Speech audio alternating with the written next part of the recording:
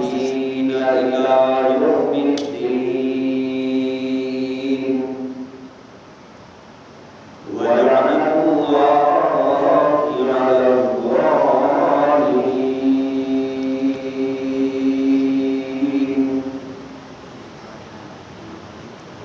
أما بعد فأعوذ بالله من الشيطان الرجيم.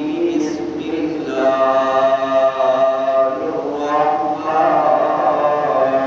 الرحيم.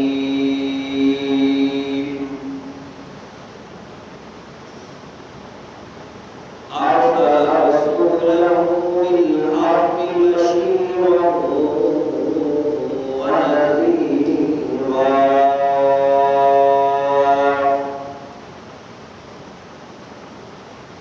وداعيا إلى الله بإذنه وسراجا منيرا.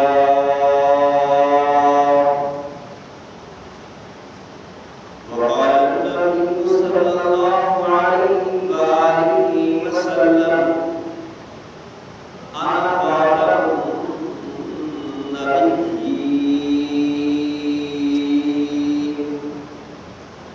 لا نبي بعدي.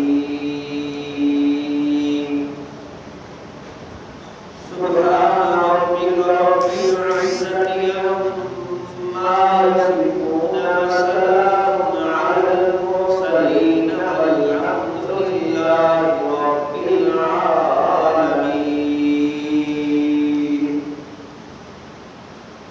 اللهم صل على سيدنا ومولانا محمد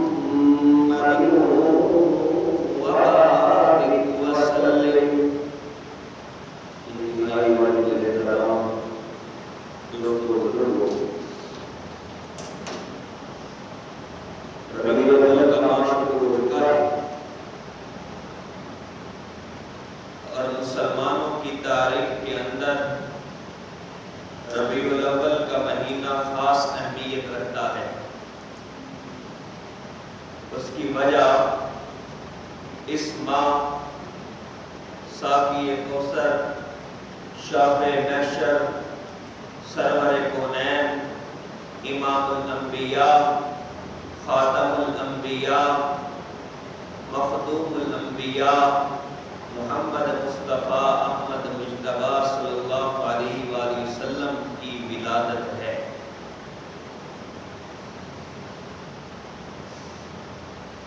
آج انشاءاللہ ہم ربیع الاول کے تقاضے پر گفتگو کریں گے. ربیع الاول کے ماہ جب پیغمبر کی پیدائش ہوئی تو پیغمبر کی پیدائش کے لیے اللہ تعالیٰ نے جس علاقے کو چنا اس علاقے کی کیا خصوصیات تھی، جس قوم اور قبیلے سے انتخاب کیا اس قوم اور قبیلے کی کیا خصوصیات تھی. کیونکہ عموماً جب بھی ہم سیرت بیان کرتے ہیں تو ہم یہ کہتے ہیں کہ آپ صلی اللہ علیہ وسلم سے پہلے معاشرہ انحطاط پذیر تھا، بے ایمانی، بے حیائی، لوٹ کھسوٹ، شراب نوشی اور حرص اور لالچ عروج پر تھا. ہر طرف کفر اور شرک نے اپنے ڈیرے ڈال رکھے تھے اور یہاں تک انسان گمراہ ہوئے.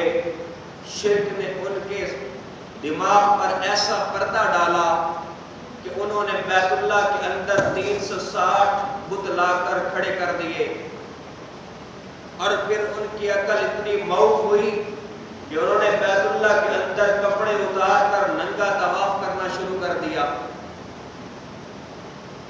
پھر اس حد تک گرے کہ اپنے گھروں میں پیدا ہونے والی بیٹیوں کو زندہ قبر میں درگور کر دیتے تھے، قتل کر دیتے تھے اور کہا کرتے تھے کہ ہماری غیرت کا تقاضا یہ ہے کہ ہم اپنی اس بیٹی کی نہ پرورش کریں، نہ اس کو پال پوس کر بڑا کریں، بلکہ اس کو یہیں پر دفن کر دیں۔ یقیناً علماء یہ کہتے ہیں اور یقیناً یہ برائیاں موجود تھیں، لیکن ایک اہم نقطہ جو عموماً نظروں سے دور رہ جاتا ہے وہ یہ ہے کہ اللہ تعالیٰ نے جب اپنے پیغمبر محمد رسول اللہ صلی اللہ علیہ وآلہ وسلم کے لیے علاقے کا انتخاب کیا تو اس دور میں ایسے علاقے کا انتخاب تھا جو اس وقت کی سپر پاور، جیسے کہ آج کی سپر پاور امریکہ اور روس ہے، اس وقت کی سپر پاور ایران اور روم ہوا کرتے تھے اور ان کی پوری دنیا پر حکومت تھی۔ لیکن عرب کا خطہ ایسا خطہ تھا کہ روم اور ایران نے کئی سال کوشش کی لیکن اس خطے پر اپنی حکومت قائم نہ کر سکے۔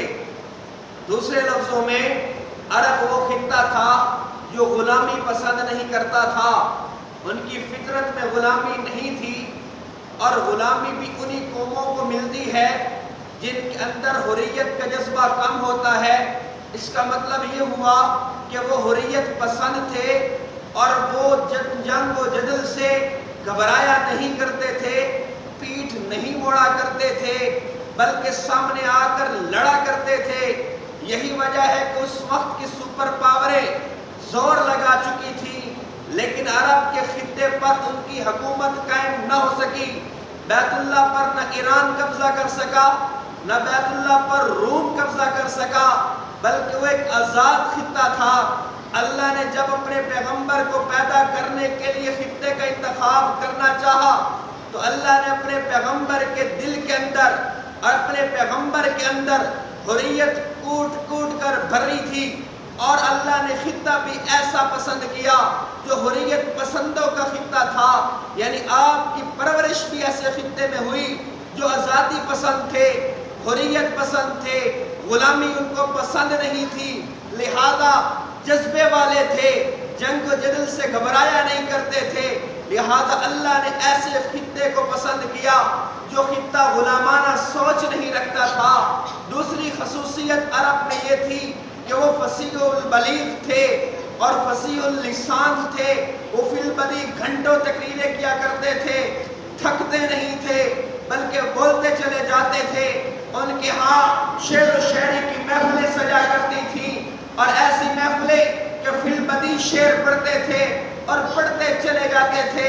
ان کی زبان میں لکنت نہیں آتی تھی، ان کی زبان میں خاموشی طاری نہیں ہوتی تھی، بلکہ وہ ایسے فصیح تھے، ایسے بلیغ تھے، ان کی زبان میں اللہ تعالیٰ نے ایسا ہنر رکھا تھا کہ وہ جب خطاب کرتے تھے تو ایران کے لوگوں کو بھی حیران کرتے تھے، جب شعر پڑھتے تھے تو روم کے لوگوں کو بھی حیران کر دیتے تھے، بلکہ ان کے اس فن سے، ان کی اس خوبی سے اس وقت کی سپر پاور ایران اور روم بھی حیران تھی کہ ہم اتنی بڑی طاقتیں ہیں، اتنی بڑی سلطنتوں کے مالک ہیں، لیکن ہمارے خطے میں بھی ایسے فصیح البلیغ اور فصیح اللسان لوگ موجود نہیں جتنے عرب میں موجود ہیں۔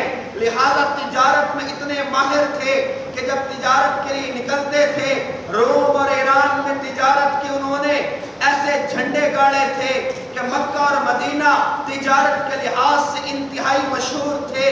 اس سے ظاہر یہ ہوا کہ اللہ نے اپنے پیغمبر کے لیے جو خطہ چنا وہ ہر طرح کی خوبیوں کا مالک تھا، لیکن معاشرتی طور پر ان کے اندر برائیاں اثر انداز ہو چکی تھیں، کفر اور شرک نے ڈیرے جما لیے تھے، اور ان کی اصلاح کے لیے اللہ نے اپنے پیغمبر کو بھیجا۔ لہذا اس سے ظاہر ہوا کہ پیغمبر کی پیدائش ایک حریت پسند قبیلے میں اور حریت پسند خطے میں ہوئی ہے۔ اب سوال یہ پیدا ہوتا ہے کہ یہ جو عرب کا خطہ ہے، اس خطے میں جو برائیاں پھیلی ہیں، کیا وہ برائیاں آج ہمارے معاشرے میں موجود ہیں یا نہیں ہیں؟ جن کی وجہ سے اللہ نے اپنا پیغمبر، اپنا مسنجر، اپنا پیغام رسا مدینہ اور مکہ میں بھیجا، عرب میں بھیجا، اور جن برائیوں کے خاتمے کے لیے پیغمبر آئے، کیا وہ برائیاں ہمارے معاشرے میں موجود ہیں یا نہیں ہیں؟ جھوٹ موجود ہے یا نہیں ہے؟ شراب نوشی موجود ہے یا نہیں ہے؟ لوٹ کھسوٹ بے ایمانی ملاوٹ موجود ہے یا نہیں ہے؟ کیا ہر طرح کی برائی اور فحاشی موجود ہے یا نہیں ہے؟ یقیناً ہمارے اس معاشرے میں آج وہ ہر برائی موجود ہے جس کو پیغمبر ختم کرنے کے لیے آئے تھے۔ اب سوال یہ پیدا ہوتا ہے کہ ربیع الاول میں عشق رسول کے تقاضے کیا ہیں؟ عشق رسول میں ہمیں کرنا کیا ہے؟ عشق رسول کو ہم نے کیسے ظاہر کرنا ہے؟ ہر سال ربیع الاول آتا ہے اور ہمیں کیا پیغام دے کر جاتا ہے؟ پیغام ہمیں یہ دیتا ہے کہ جب پیغمبر اس دنیا میں آئے اور اس دنیا میں آ کر پیغمبر نے اپنی دین کی دعوت کو شروع کیا تو پیغمبر نے کہا ان الدین عند اللہ الاسلام، کہ لوگوں اللہ نے دین کو، اسلام کو تمہارے لیے پسند کیا ہے اور پورے کا پورا اس دین میں، پورے کا پورا اس اسلام میں داخل ہونا ہے۔ بلکہ یوں فرمایا اليوم اکملت لکم دینکم واتممت علیکم نعمتی ورضیت لکم الاسلام دینا، کہ اللہ نے دین کو تمہارے لیے، اسلام کو تمہارے لیے بطور دین پسند کیا ہے۔ اب اس کا مطلب کیا ہونا چاہیے؟ اس کا مطلب یہ ہونا چاہیے آپ کا چلنا پھرنا، اٹھنا بیٹھنا، کھانا پینا، سیاست، معیشت، تجارت، دکانداری، زراعت اور ہر طرح کے معاملات، آپ کی عبادات اسلام کے عین مطابق ہونا چاہیے۔ یہ پیغمبر کا فلسفہ تھا۔ اس فلسفے پر جب پیغمبر نے دعوت دینا شروع کی تو پیغمبر کی دعوت کو ہاتھوں ہاتھ نہیں لیا گیا، پیغمبر کی دعوت کو ہاتھوں ہاتھ تسلیم نہیں کیا گیا، بلکہ پیغمبر کو بھی ظلم و ستم کے بازار سے گزرنا پڑا، پیغمبر کو بھی مارے سہنا پڑی، کبھی پیغمبر کے پاؤں کے نیچے کانٹے بچھائے گئے، کبھی پیغمبر پر ظلم و ستم ہوا، ٹارچر ہوا، تشدد ہوا، کبھی پیغمبر کی بیٹیوں کو مارا گیا، کبھی پیغمبر کی بیٹیوں کو طلاقیں دی گئی، کبھی پیغمبر کو گالیاں دی گئی، کبھی پیغمبر کو 3 سال شیب ابی طالب کی جیل میں رکھا گیا، ایسی جیل جہاں نہ کھانے کو کچھ ہے، نہ پینے کو صاف پانی میسر ہے۔ صحابہ کرام اور آپ نے اور آپ کے خاندان نے کھجوروں کی گٹھلیاں کھا کر گزارا کیا اور پھر جانوروں کی اوجھریاں جو پڑی ملتی تھی ان کو اٹھا کر ابال کر کھانے پر مجبور ہوئے۔ 3 سال کی بدترین جیل کاٹی ہے۔ آج کی جیل میں بڑی سہولیات ہوتی ہیں، کھانا وقت پر ہوتا ہے، رہنے کو بیرک ہوتے ہیں، لیکن پیغمبر کو 2 پہاڑوں کے اندر محصور کر دیا گیا۔ 3 سال کی بدترین جیل کاٹی۔ کس لیے کاٹی؟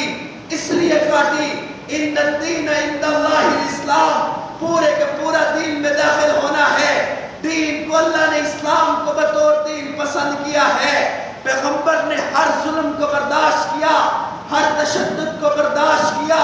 پھر پیغمبر کے بعد آپ کی جماعت نے، آپ کے صحابہ نے، جنہوں نے آپ سے درس لیا، جو آپ کی صحبت میں بیٹھے، جنہوں نے آپ سے سیکھا، جنہوں نے آپ سے سیکھ کر دین کی اشاعت کی، وہ بھی پیغمبر کی طرح ڈٹ گئے۔ بلال کو تپتی ریت پر لٹایا گیا، لیکن بلال کے پاؤں میں لرزش نہیں آئی، اس کے پائے استقامت میں کوئی لرزش نہ آئی۔ خبیب کو سولی پر لٹکایا گیا، لیکن وہ پیچھے نہیں ہٹا ہے۔ خباب کو انگاروں پر لٹایا گیا، لیکن وہ پیچھے نہیں ہٹا ہے۔ آپ کی جماعت کے جسموں پر لوہے کی کنگیاں پھیر کر گوشت ادھیڑ لیا گیا، لیکن آپ کی جماعت پیچھے نہیں ہٹی ہے۔ عمار یاسر کو بدترین تشدد کا نشانہ بنایا گیا، عمار یاسر پیچھے نہیں ہٹا ہے۔ اور ان کی ماں سمیہ کو 2 اونٹوں کے ساتھ باندھ کر درمیان میں نیزہ مار کر 2 ٹکڑے کر کے چیر دیا گیا، لیکن سمیہ پیچھے نہیں ہٹی ہے۔ زنیرہ کو ابو جہل نے مار مار کر آنکھیں نکال دی، لیکن زنیرہ پیچھے نہیں ہٹی ہے۔ آپ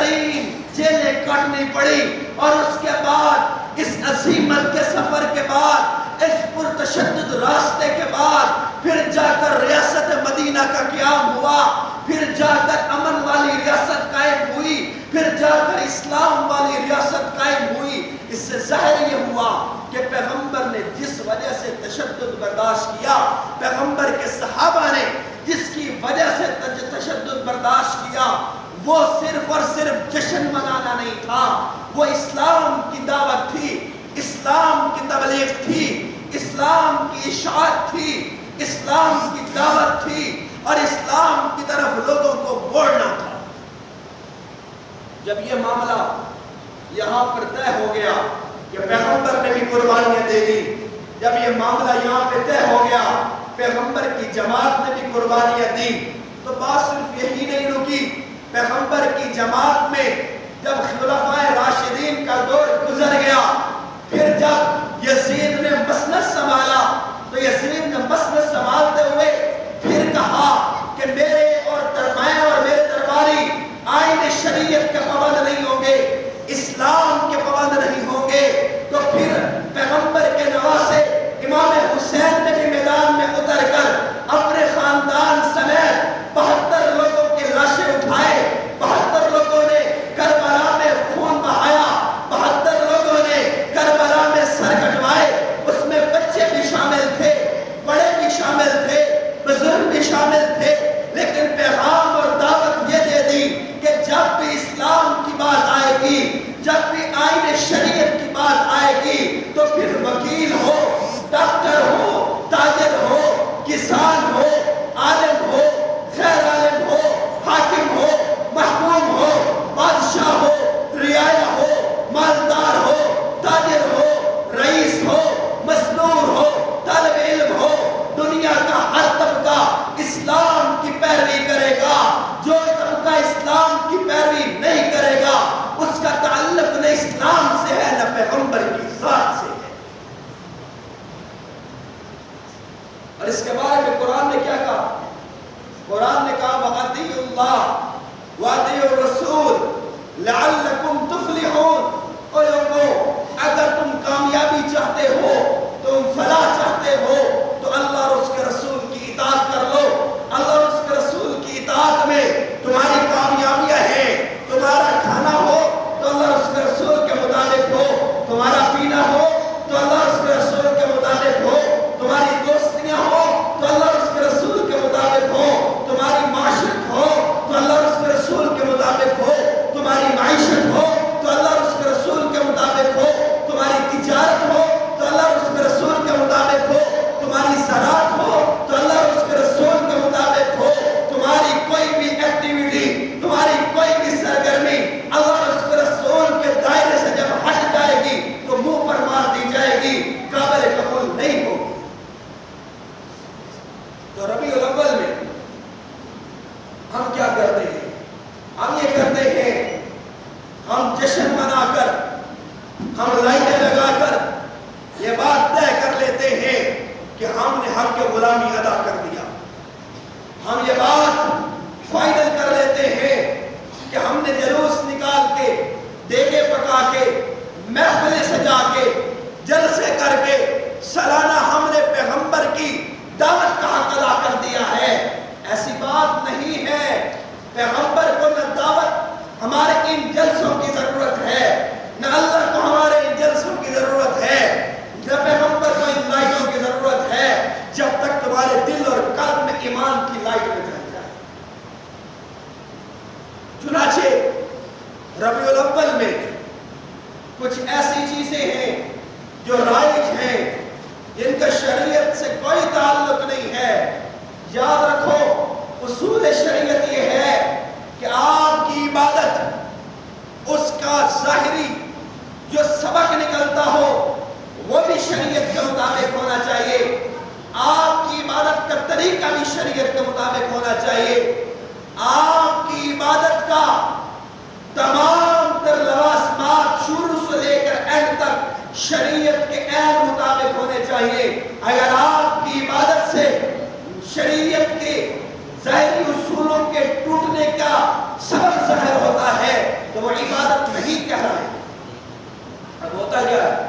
ہوتا یہ ہے کہ گلیوں اور سڑکوں پر گانوں کے ڈیک چلائے جاتے ہیں، پہاڑیاں نکالی جاتی ہیں، نالیوں کے ساتھ جب پہاڑیاں نکالی جاتی ہیں تو پھر نالیوں کے ساتھ گنبد خضرا بنایا جاتا ہے، بیت اللہ کی شکل اور تصویریں بنائی جاتی ہیں، نالیوں کے گندا پانی ساتھ گزر رہا ہے، زمین پر پہاڑی ہے اور گنبد خضرا اتنا بے مول ہے، اتنا عام ہے کہ تم اسے نالیوں کے سامنے رکھ کر بنا کر بیٹھ جاؤ اور کہو کہ عشق رسول کا تقاضا ہے۔ اکثر پہاڑیاں نکلتی ہیں اور اس کو ہمارے انتظامیہ کے لوگ سپورٹ کرتے ہیں۔ پوچھنا یہ ہے کہ پہاڑیاں نکال کر گانے بجانا، ناچنا، ڈانس کرنا کس اسلام میں ہے، کس شریعت میں ہے؟ رسول اللہ صلی اللہ علیہ وسلم نے فرمایا جو گانے سنتا ہے قیامت کے دن اس کے کانوں میں گرم سیسا پگھلا کر ڈال دیا جائے گا۔ ایک دفعہ پیغمبر گلی میں جا رہے تھے، آپ نے ڈھول کی آواز سنی، جب آواز سنی تو آپ نے انگلیاں کے ساتھ کان کو یوں ایسے بند کر لیا اور انتہائی نفرت کا اظہار کیا۔ اب سوال ہی پیدا ہوتا ہے، ربیع الاول میں پیغمبر کی یاد میں ہم وہی گانے بجاتے ہیں، ہم وہی ڈانس کرتے ہیں، وہی ڈھول بجاتے ہیں، تو یہ پیغمبر کی خدمت ہے، یہ شیطان کی خدمت ہے۔ تو عموماً اصولی طور پر جو حاضرین موجود ہیں یہ بھی اس بات کا عہد کریں اور اپنے دوستوں کو، عائشہ اقارب کو یہ پیغام دے کہ یہ پہاڑی کی رسم اور گلیوں اور نالیوں پر گنبد خضرا کی شبیہ بنانا اور پھر اس کو توڑ دینا، پھر وہاں پر گانے بجانا، وہاں پہ جب اکٹھا کرنا، یہ اسلام کی روح کے خلاف ہے، یہ اسلام کی روح نہیں ہے۔ لہٰذا آپ بھی، آپ کے بچے بھی اور آپ کے رشتہ داروں کو بھی جو آپ کی تبلیغ سے ایسا ممکن ہوگا ان کو ادھر نہیں جانا چاہیے بلکہ اس چیز کا بائیکاٹ کرنا چاہیے۔ اور اگر کوئی ہماری نسلوں میں سے یا ہماری حلقہ عوام میں سے کوئی شخص یہ پہاڑی بناتا ہے اور گلیوں اور نالیوں کے کنارے پر بیٹھ کے رسول اللہ کی یاد مناتا ہے، مسجد کو چھوڑ کر، مدرسے کو چھوڑ کر، پاک جگہوں کو چھوڑ کر پیغمبر کی یاد نالیوں پر منا رہا ہوتا ہے، اس کو منع کرے، اس کو روکے، اس کو یہ باور کرائے کہ اس کے رسول کا تقاضا یہ نہیں ہے، اس کا رسول کا ہرگز یہ حکم نہیں ہے، اسلام کے حکم کے یہ خلاف ہے اور اسلام اس کی سخت نکیر کرتا ہے۔ بلکہ پیغمبر نے گانا بجانے کو اور پیغمبر نے ڈانس کرنے کو حرام قرار دیا ہے، اور جس چیز کو اللہ اور اس کے رسول حرام قرار دے، دنیا کا کوئی شخص بھی اتنی بڑی اتھارٹی نہیں رکھتا، دنیا کا کوئی شخص بھی اتنی بڑی اہلیت نہیں رکھتا کہ اس کو جائز قرار دے، اور جائز ہو بھی نہیں سکتا، کسی ضمن میں نہیں ہوگا۔ لہذا اس رسم کا خاتمہ کرنا ہوگا۔ دوسری بات، عموماً یہ رواج ہے کہ ہم ربیع الاول میں صدقہ خیرات کرتے ہیں، اور صدقہ خیرات بھی ایسے کرتے ہیں، اور یہ ہماری تو ویسے ہی عادت ہو گئی ہے کہ صدقہ 100 برائے کو ٹالنے کا نام ہے، صدقہ فقراء کے لیے ہے، صدقہ غرباء کے لیے ہے، لیکن انما الصدقات للفقراء والمساکین۔ لیکن ہوتا کیا ہے کہ ہم صدقہ نیت صدقے کی کرتے ہیں، اور دیگ اگر ہم نے پکائی اور پکا کر ہم ہر اس شخص کو دیتے ہیں جس پر نہ صدقہ لگتا ہے نہ صدقہ لگنے کی کسی پوزیشن میں آتا ہے، تو کیا وہ صدقہ قبول ہو گیا؟ کیا وہ آپ کی عبادت قبول ہو گئی؟ ضرور صدقہ خیرات کریں، ضرور صدقہ نکالے، لیکن مصرف کو یاد رکھیں کہ آپ کی یہ پکائی گئی دیگ کیا اسلامی قوانین اور شریعت کے مطابق صدقہ ہو رہا ہے کہ نہیں ہو رہا؟ آپ کا پکایا گیا حلوہ، آپ کی پکائی گئی مٹھائی، آپ کی پکائے گیا سالن، کوئی بھی چیز، کیا انما الصدقات للفقراء والمساکین، کیا مساکین اور فقراء کو تقسیم ہو رہا ہے یا نہیں ہو رہا؟ یا صرف آپ اپنے گھر میں صدقے کی نیت کر کے تقسیم کر کے کھا لیتے ہیں، یا اپنے رشتہ داروں اور اعزاء اقارب کو بلا کر کھلا دیتے ہیں؟ اس میں کوئی نوکری یافتہ ہوتا ہے، کوئی کاروباری ہوتا ہے، کوئی اچھا کھانے پینے والا ہوتا ہے، اب مجھے بتائیں اس کو صدقہ لگتا ہے؟ تو کس چیز کا صدقہ نکالا؟ صدقے کا مقصد فوت ہو گیا۔ لہذا بے شک آپ صدقہ جاریہ کریں، اور کرنا بھی چاہیے، لیکن صدقہ جاریہ اس نیت سے کرنا ہے کہ ہمیں اسلام میں حکم ہے کہ صدقات فقراء اور مسکینوں کا حق ہے، لہذا اس کو فقراء اور مساکین تک پہنچائے۔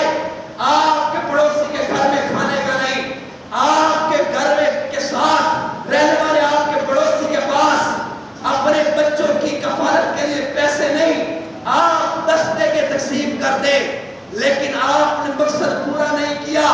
رسول اللہ صلی اللہ علیہ وسلم نے فرمایا، ایک روایت ہے کہ ایک مرد اگر 5 وقت کی نماز پڑھتا ہے، تہجد پڑھتا ہے، صدقہ خیرات نکالتا ہے، لیکن اس کے گھر کے پاس پڑوس میں رہنے والا کوئی شہری یا پڑوس میں رہنے والا کوئی اس کا رشتہ دار یا پڑوس میں رہنے والا کوئی غریب اگر دھوپ سے اگر نڈھال ہے، اس کے گھر پکانے کو کچھ نہیں ہے، تو روایت ہے اس شخص کی عبادات، اس شخص کی تہجد، اس شخص کے صدقہ خیرات کا کوئی فائدہ نہیں۔